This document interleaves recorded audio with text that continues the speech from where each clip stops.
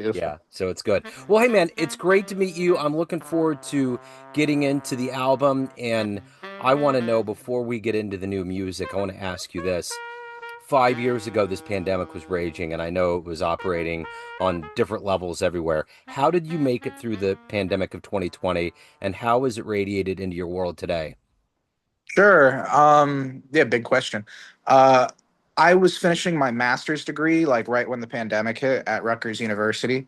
And so pretty much it was like time to go be a jazz musician like in the real world and no more gigs, the whole world is closed now. Yeah. So my girlfriend at the time is now my wife. She and I moved to Brooklyn together because it was just kind of the plan before the pandemic. And she's a nurse, and we actually both worked in COVID testing for a while. And I busked outside, like played on the street in Washington Square Park, which I still do with my friends. And it was actually a really nice time to be in the city doing that because every musician was just trying to play, and we were trying to do whatever we could. And I met a ton of people very quickly that way. And the pandemic sucked for a lot of reasons, but it was an interesting time for that. And yeah, but for actual like paying the bills, I worked in COVID testing. But we worked on like TV and movie productions. So like Marvelous Mrs. Maisel and a few others like Bowl, some like TV stuff. It was cool. Okay. Well, let me ask you this. What was kind of the artistic vision for music for the people? What were you ultimately going for with this album? Yeah, so I mean, it's a collection of compositions that are kind of not kind of they are written as an homage to different people, different life experiences, things like that. So it could be kind of substituted like music for my people or music for people, but music for the people. The actual title really I don't think like jazz album titles welcome the listener in that much sometimes. And I wanted something that was a little more inviting, and it has a bit of a double meaning where I wrote these songs for certain people. And yeah, I think it's pretty accessible music too. So, all Yeah, that wrapped up. yeah, and the artwork's wonderful. What was the idea behind that? Who did that? Yeah, so it's this guy, Robert Kendall. He was a man that kind of was living in Small's Jazz Club in Greenwich Village. Okay. And what he would do, he was basically he was an artist that moved to New York City as a rapper, I think in the 90s, and he became just kind of like really well known for his artwork. But he kind of fell on hard times and was living in this club. And what he would do was he would draw with acrylic marker on canvas or whatever really he had. He would draw the bands that were playing at Smalls. And so, like, you play at Smalls, you get a thing from Robert. And the bass player on my record, Louis Leaguer, had the stroke of genius to have him do the album cover and to have it depict Washington Square Park during the pandemic, or really just like a day playing out in Washington Square Park. There's no masks on it, so it's not really during the pandemic. Um, but yeah, Robert was out there and the artist during that time, and so he had nice reference for it. And unfortunately, he passed away like 2 weeks after finishing that. He did that in the hospital, actually. Oh, Yeah. So yeah, I'm really happy that it came out so beautifully. And yeah, it was really rough that he was in the hospital dealing with some like complications for diabetes, but it didn't seem like he was really going to pass. He was a middle-aged man, and so yeah, it was unfortunate. It's just the freak thing, something happened. yeah. S- So let me ask you this. Take me back to your beginnings in Florida. How did music become your interest, and how did jazz become your life now? Yeah, so I'm not from like a particularly musical family. My mom sings a bit, and my dad listens to like all or listened to all kinds of music when I was growing up, and so I was just kind of surrounded by it. I started playing in like elementary school. I learned through the Palm Beach County school system actually, Rep 561, and I learned with like recorder in fifth grade, and then picked up the saxophone in sixth grade in school band, and just kind of was like a classically trained saxophonist, whatever this means. And then around my senior year of high school, a little bit before then. Well, I was already invested in jazz a bit by then, and happened to be like a Barry baritone saxophone, just because of no one else really wanted to do it in the bands, and I was strong enough to kind of like get a nice sound on it. And so it kind of got the attention of this guy Mike Brignola, who was living in town, still lives in town. And Mike, not to be confused with Nick Brignola, which a lot of the reviewers are doing, um, Mike still runs the Woody Herman band whenever they do tours. He's a very well known baritone player, Miami Sax Quartet, a bunch of stuff like that. And he kind of he heard me, and he offered me very, I would say affordable but cheap lessons, just to help me out because I couldn't afford, like, you know real lessons. And he kind of turned me into like an actual baritone player, and showed me, the Ronnie Cubers and the Nick Brignolas and the Pepper Adams, the Gary Smullians, Serge Chaloff, Harry Carney, what have you. And then that kind of like sharpened me and made me have focus. And then I started studying at the University of Central Florida with Jeff Rupert, who really helped me grow. And then I moved to New York. So, I mean, there's a lot more in there that happened. I toured with the Glenn Miller Orchestra for some time, and I've had a ton of wonderful mentors and stuff like that. But yeah, it just kind of, I started playing because it was easy for me, and I didn't really have a plan on how to make a career out of it. You just kind of figure that one out. Yeah, for sure. So, what was the first live show that you saw that really blew you away, that made you think that's something I want to do one day? Yeah, interestingly enough, when I was in elementary school, the Palm Beach Pops, which was like Pops Orchestra, they would send like little different chunks of their bands into the school districts to, like, here's the string section, this is a violin and a cello, blah. And they sent in their percussion ensemble, which was like a steel pan ensemble, steel drums, and I was like enthralled with this. And I went into middle school being like, I want to be a steel drum player, sir. And they don't have that in middle school bands, really. Like, that's not a standard instrument. But that's the first like actual musical performance I saw that blew me away. I saw the full Palm Beach Pops. I was like, dang, this is like really cool.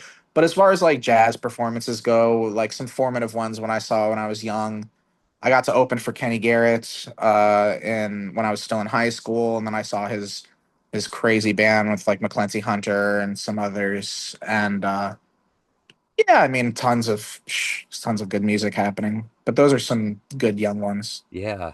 So, what do you look forward to every day when you wake up as a professional musician? What do you like the best about it? Yeah,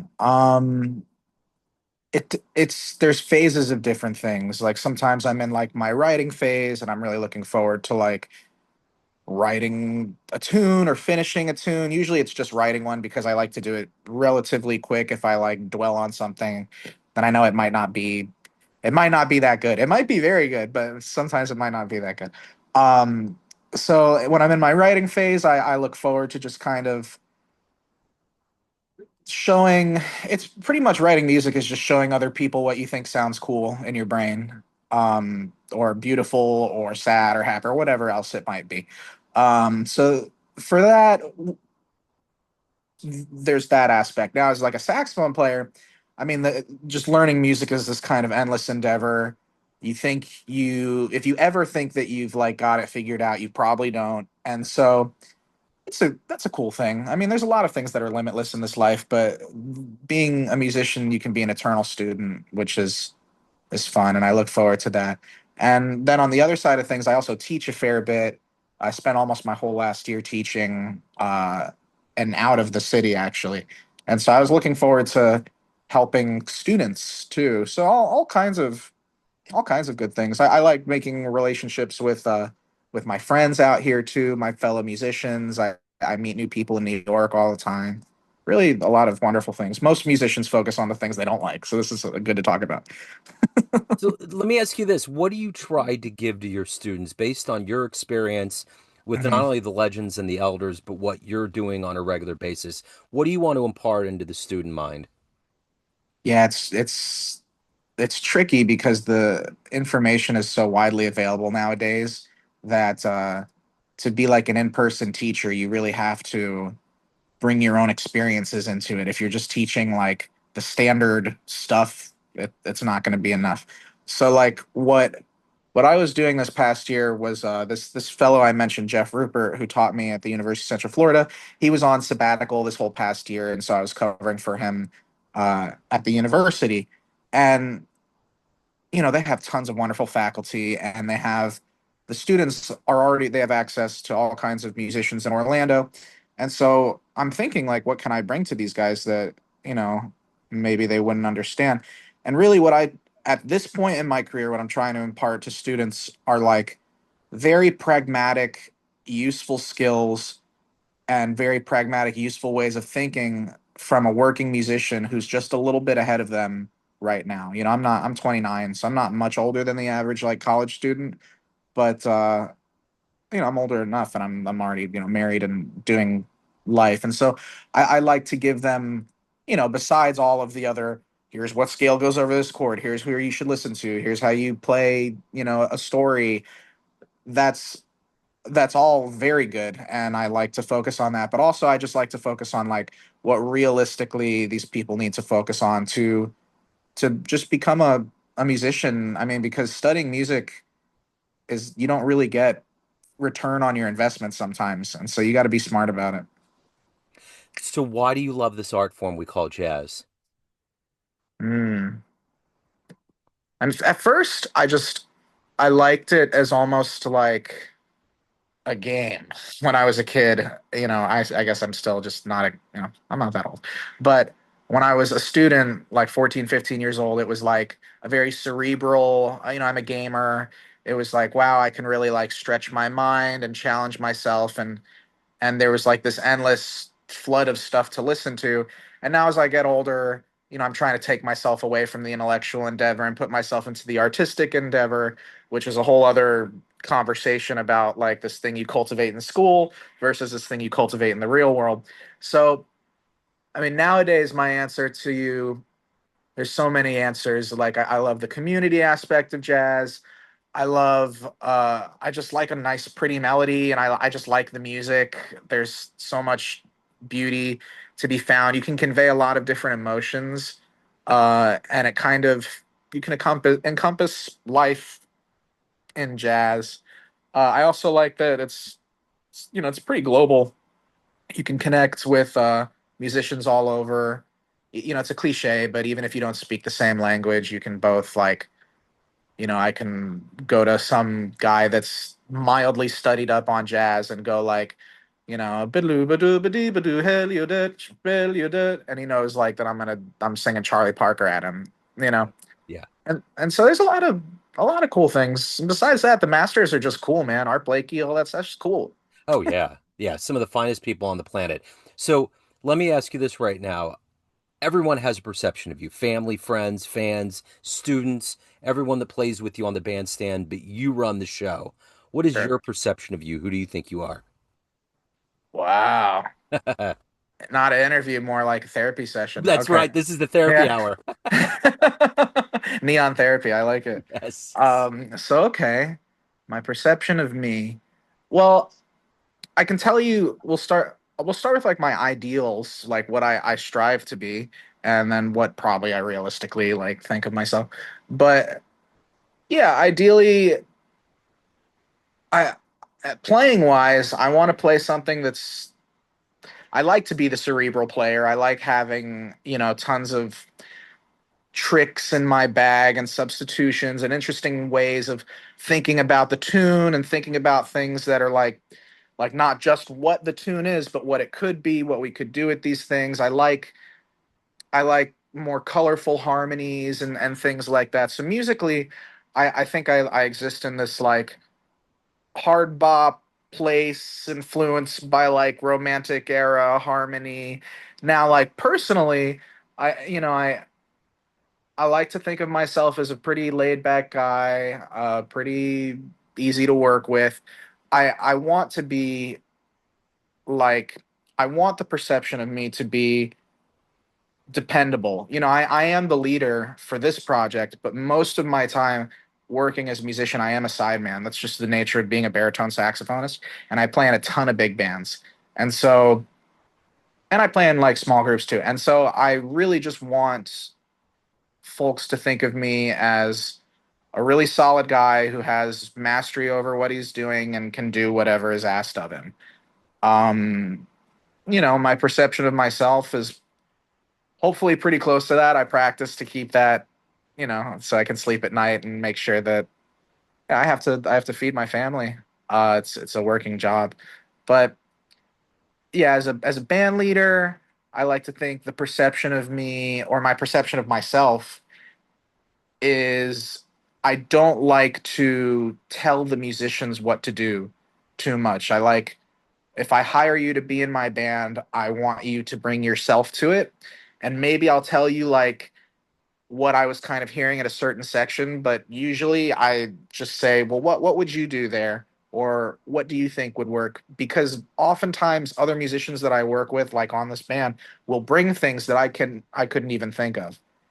And so, all of this that I'm telling you right now, I pretty much just heard from my mentors, and this is ways of being and ways of thinking that are just like effective and will, you know, help you have respect in this world. So let's get out of therapy hour. Let's get into something fantastical I didn't here. even cry yet. Come on. No, you're no, we'll get there now.